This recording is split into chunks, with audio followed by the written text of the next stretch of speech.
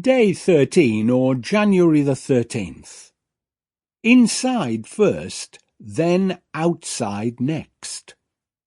Our thought today is from Genesis chapter 34, verse 15. We will enter into an agreement with you on one condition only, that you become like us by circumcising all your males. First, the big picture surrounding this verse.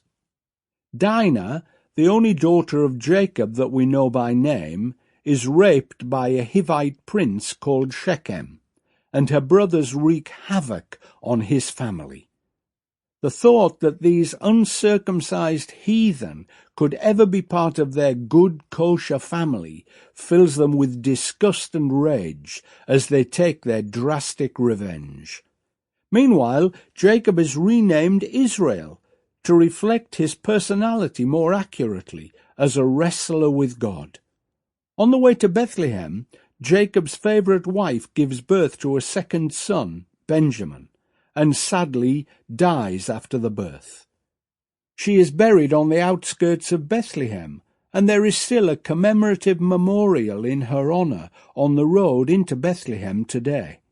Esau and Jacob have now been reconciled, but their descendants, the Edomites and the Israelites, never forgive each other. Now our action step for today. The family of Shechem were told they could only be acceptable if they were circumcised. This was a physical sign of a covenant about which they were probably totally ignorant.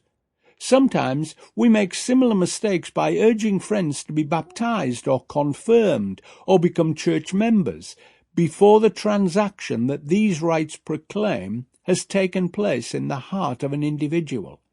I remember being told that it was about time I took a particular step in my local church, now that I was 16. It was years later that I realized my action actually had nothing to do with age, but was directly linked to heart change.